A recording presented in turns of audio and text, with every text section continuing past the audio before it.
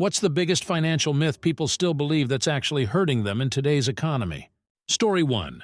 A coworker once asked HR to reduce his raise because it'd push him into a higher insurance bracket. He turned down $3,000 to avoid paying $200 more a year in premiums. A few months later, his merit increase bumped him into the bracket anyway. I guess sticking it to the man only stuck it to his wallet. Story 2. A friend said she refused to use a credit card because they're a trap. Meanwhile, I used mine for everything and racked up enough rewards for a free vacation. When I told her, she said, "You're just lucky." Yeah, lucky to know how to pay my bill on time. Story 3. A guy at work complained that his bonus check had too many taxes taken out. I asked if he'd rather not get a bonus at all. He blinked and said, "Well, no, but they take too much." I shrugged, cashed my bonus, and enjoyed paying my bills with what was left over. Story 4. I had a coworker who swore his overtime was being taxed more. When I showed him how the math worked, he said, "That can't be right. The government always takes more." I didn't argue, just worked more overtime and enjoyed the extra cash. Story 5. A friend of mine thought keeping a balance on her credit card boosted her credit score. When I explained she was just paying interest for no reason, she said, "But the banks want to see I can handle credit." I laughed and said, "They see you can handle paying them. Big difference." Story 6. My parents loved their tax refund because it was like a forced savings account. When I asked why they didn't just save the money themselves, my dad said, "Because we'd spend it." Fair enough. Meanwhile, I adjusted my withholdings and let my bank pay me interest instead. Story 7. An old co-worker refused to take extra hours because he believed it's not worth it after taxes. When he saw my bigger paycheck, he said, "They must have taxed you less." Sure, let's go with that, genius. Story 8. I had a friend who believed bonuses taxed higher meant they weren't worth it. I told him, "You still make more after taxes." He said, "Doesn't feel like it." I guess his feelings outweighed my bank account. Story 9. A coworker once told me to turn down a raise because it'll jump you into a higher tax bracket and you'll lose money. I took the raise anyway and made more. When he asked how I wasn't broke, I said, "Turns out, math works differently in reality than in your head." Story 10. A friend refused to work overtime because the government takes it all. I worked every extra hour I could and showed her my paycheck. She just stared and said, "Well, maybe you got lucky." Yep, real lucky to not believe nonsense. Story 11. A guy at work swore bonuses weren't worth it because the taxes eat it all. I asked if he'd rather have 75% of something or 100% of nothing. He picked nothing, so I picked up his bonus hours instead. Thanks for the cash, buddy. Story 12. My neighbor brags about getting huge tax refunds. I told him it's just his own money coming back. He said, "But it feels free." I said, "Cool. I'll hold your paycheck and surprise you later." He hasn't spoken to me since. Story 13. A coworker kept his tax withholdings at zero, saying, "I don't give the government free loans." Tax season came and he owed thousands. When I asked if he saved that money, he muttered, "Not exactly. Guess he gave himself a loan at 0% return." Story 14. An old coworker told me not to work too much OT because it'd bump me into a higher tax bracket. I asked him how that worked, and he said, "The government takes it all." My next paycheck, I made extra. He stuck to being broke. Story 15. One time a coworker tried to convince me not to work overtime because you'll lose it all to taxes. I asked him if he was serious and he said, "Yeah, it's not worth it. You'll make less money." I couldn't help myself and blurted out, "If that's true, I'll take your overtime hours, thanks." He looked offended, but the next paycheck I had an extra $300 in my pocket while he was whining about being broke. Moral of the story. Don't take tax advice from the guy who thinks multiplying his paycheck by 1.5 is complicated math. Story 16. I had a friend who thought carrying a balance on her credit card helped her credit score. She called it showing the banks I'm responsible. I told her, "You're not showing them responsibility, you're showing them interest payments." She doubled down, so I gave up. A year later, she called me in a panic because her credit card debt had mysteriously exploded. I said, "You're showing the banks you're responsible for funding their Christmas party." She hung up on me. Story 17. My dad used to tell me that tax refunds were bonus money from the government. One year I explained it's just his own money being returned because he overpaid. His response, "Well, if I don't see it all year, it feels like free money." I tried to argue, but he grinned and said, "Can't miss what you don't have." Meanwhile, he used his refund to buy a new grill, and I adjusted my withholdings to keep more in my paycheck. Guess who had money for a grill and steak that year? Story 18. A coworker once told me not to take a bonus because it'll bump you into a higher tax bracket. I explained that only the extra money gets taxed at the higher rate, not the entire income. He squinted and said, "Yeah, but you're still losing money." I said, "So you'd rather have $0 than more dollars?" He thought about it, nodded, and said, "Exactly." At that point, I realized arguing with him was above my pay grade. Story 19. I overheard my neighbor bragging that he keeps his tax withholdings at zero because I'm not giving the government an interest-free loan. Tax season came, and he was furious because he owed thousands. I asked why he didn't save the money he withheld. His answer, "I needed it for some stuff." Apparently, that stuff didn't include his tax bill. Meanwhile, I got my refund and used it to take a vacation. He called me irresponsible. Oh, the irony. Story 20. A coworker of mine once turned down a raise because it'll just push me into a higher tax bracket and I'll actually make less. I told him that's not how it works, but he cut me off saying, "You don't understand taxes like I do." Fast forward a few months, and he was complaining about not being able to afford a new car. I couldn't resist and said, "Good thing you avoided that raise, huh?" He didn't laugh, but I sure did. Story 21. My aunt swore that paying off her credit card in full every month would hurt her credit score. I told her that carrying a balance just helps the credit card company, not her. She waved me off, saying, "That's how they know I'm reliable." Fast forward 6 months, and she was drowning in interest charges. When she called to ask for advice, I said, "Tell the credit card company they can count on you to pay more of their yacht fund." She didn't appreciate my humor. Story 22. One of my buddies refused to work overtime because he thought it would all go to taxes. I asked him, "If you're so sure, can I take your hours?" He laughed nervously, but still refused. I worked the extra hours, and when I showed him my fat paycheck, he said, "You must have gotten lucky." Yeah, sure, lucky to know basic tax math. Story 23. My neighbor once said she loved getting a big tax refund because it felt like a surprise gift from the government. I told her it's just her own money being returned, and she looked at me like I'd ruined Christmas. "But it feels like free money," she said. I shrugged and said, "Cool, I'll let them hold my paycheck next time and surprise me later." She didn't talk to me for a week. Story 24. A guy I worked with bragged about keeping his tax withholdings so low that he owed thousands every year. He called it beating the system. When I asked him how he paid the bill, he said, "I just put it on my credit card."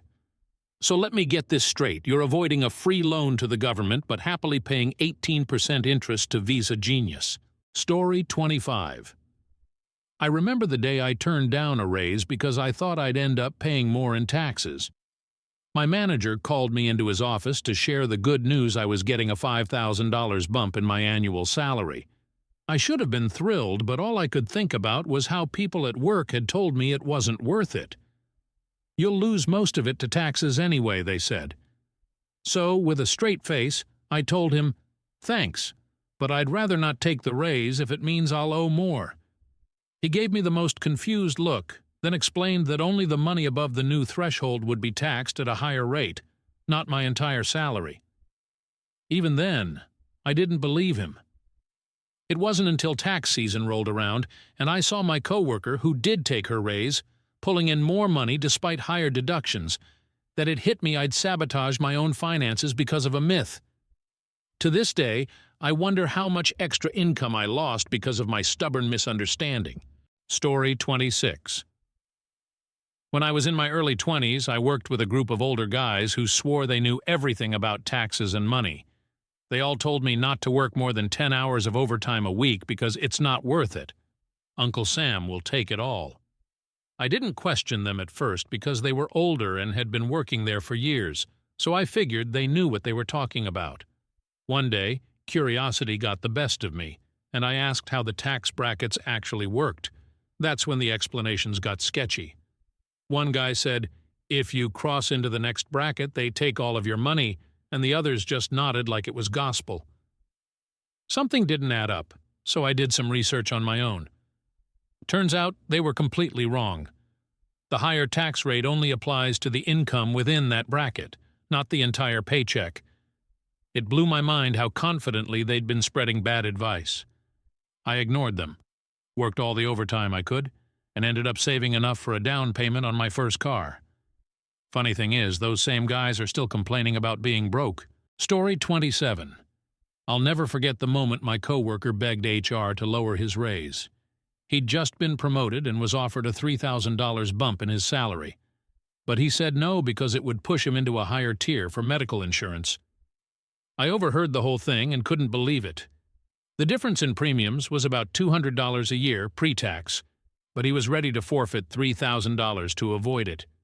He even said, "I'm not giving them more than I have to." What made it even funnier was that a few months later, our annual merit increases automatically pushed him into that higher insurance bracket anyway. He ended up paying the extra premiums but missed out on months of earning a higher salary. Watching someone make a decision like that in real time made me realize just how deeply people misunderstand basic financial math. Story 28. Back when I worked in retail, there was this manager who always warned us not to take bonuses. According to him, they'd just be eaten up by taxes. I remember getting my first bonus check, and he made a point to come over and lecture me. "Don't get too excited," he said. "You'll lose most of it anyway." I didn't want to argue, so I just nodded. Later, I looked at my pay stub and realized I had taken home a decent chunk of the bonus, even after taxes. I brought it up to him the next day, and he doubled down, saying, "Yeah, but think about how much more you'd have gotten without taxes." I didn't know how to respond. That's when I realized he wasn't just misinformed, he was bitter. He had convinced himself that earning more money wasn't worth it, and seemed determined to spread that negativity to everyone else. I kept taking the bonuses and used them to pay off my student loans faster. Story 29. My neighbor once told me he preferred getting a big tax refund because it felt like free money. I didn't want to be rude, but I asked him why he thought it was free. He said, "It's like a bonus the government gives you for filing your taxes on time." I couldn't believe it. I explained that the refund was just his own money being returned to him because he'd overpaid throughout the year. He looked genuinely surprised. "So you're saying I could have kept that money during the year and earned interest on it?" he asked. I nodded, and he immediately got defensive. "Well, at least this way I know I'll get it back," he said, as if the IRS was doing him a favor. I tried to tell him about adjusting his withholdings, but he wasn't interested. To this day, he brags about his big refunds while I quietly invest the money I don't overpay in the first place. Story 30. I had a coworker who flat out refused to do any overtime because she was convinced that it would all go to taxes. We worked in a manufacturing plant, and during the holiday rush, overtime hours were plentiful, with time-and-a-half pay. I was excited to put in the extra work and make some serious cash, but she shook her head and said, "You'll regret it when your paycheck comes. They'll take everything." I tried to explain how marginal tax brackets actually worked, but she waved me off, saying, "I've been doing this for years. Trust me, I know." Fast forward to payday. I had an extra $500 in my pocket, even after taxes. Meanwhile, she was complaining about how hard it was to save up for Christmas gifts. I didn't rub it in, but it was frustrating to see someone hold themselves back because of a myth they refused to question. That extra money helped me cover gifts, bills, and even stash a bit in savings, all because I ignored her advice. Story 31. One of the wildest conversations I've ever had about finances was with a friend who believed keeping a balance on her credit card improved her credit score. We were talking about managing money, and I casually mentioned how I always paid off my card in full each month. She looked at me like I had 3 heads. "You're doing it wrong," she said. "If you don't carry a balance, how will they know you can handle credit?" I tried to explain that your score is based on your credit utilization and payment history, not how much interest you pay, but she wasn't having it. "I read it online," she insisted. I couldn't convince her otherwise, so I let it go. A few months later, she called me in a panic because her balance had spiraled out of control, and the interest was piling up faster than she could pay it off. I felt bad for her, but it was a harsh reminder of how believing the wrong thing can wreck your finances. Story 32. A couple of years ago, I worked with a guy who kept his tax withholdings at 0 because he didn't want to give the government a free loan. He'd proudly tell anyone who would listen that he was smarter than the rest of us because he earned interest on that money instead of letting the IRS hold it. At first, I thought he had a point until tax season rolled around. While most of us got refunds or at least broke even, he ended up owing thousands. Worse, he didn't have the money saved up to pay it off because his system didn't include budgeting for the bill. He ended up on a payment plan with penalties and interest, which completely negated whatever small gain he'd made by keeping his money during the year. Watching that happen taught me an important lesson: being smart with money doesn't mean outsmarting the system, it means understanding it. Story 33. I once overheard a conversation at work where someone argued that a bonus wasn't worth taking because it would bump them into a higher tax bracket. I couldn't help myself. I had to step in. I explained that only the money in the higher bracket gets taxed at the higher rate, not the entire paycheck. They stared at me like I was speaking a foreign language. "No, that's not how it works," one of them said confidently. "If you hit the next bracket, they take way more out." I even pulled up an article on my phone to show them, but they refused to believe it. A few weeks later, one of them got a bonus and came back complaining about how much was withheld. I asked if they were planning to check their tax return to see how much they actually paid, but they shrugged it off. They never seemed to realize that the extra money was still a win, even with higher taxes. Story 34. Back when I was fresh out of college, I had an older coworker who loved giving financial advice, even though most of it was terrible. One day, he told me that investing in the stock market was just like gambling. "You're better off going to Vegas," he said with complete confidence. At the time, I didn't know much about investing, so his words freaked me out. I avoided putting money into my company's 401k because I thought I'd lose it all. A few months later, another coworker pulled me aside and explained how long-term investing worked. He showed me the growth of his retirement account over the years and broke down how compound interest adds up over time. I felt so stupid for letting one bad opinion hold me back. I finally started contributing, and while I'm still catching up for those lost months, I'm grateful I didn't wait any longer to get started. Looking back, I can't believe I almost sabotaged my future because of a random comment. Story 35. Years ago, I worked with a guy named Mike who was obsessed with beating the system. He was one of those people who loved to show off how much smarter he was than everyone else. One day he started going off about how stupid it was to let the IRS withhold too much from your paycheck. "You're giving them free money," he said. "Why would you let the government hold on to your cash when you could be earning interest on it instead?" I'll admit, he made a convincing argument. Mike claimed he kept his tax withholdings at the absolute minimum and stashed the extra money in a high-interest savings account. At first I thought he had it all figured out. Then tax season came. Mike walked into the office looking stressed, muttering about how he owed thousands of dollars to the IRS. Turns out he hadn't saved as much as he thought, and he was scrambling to come up with the money. I asked him why he didn't just pay it out of the savings account he'd bragged about, and he admitted he'd dipped into it throughout the year. "It's not like they give you a due date for saving," he said, trying to laugh it off. But I could see the panic in his eyes. That moment stuck with me.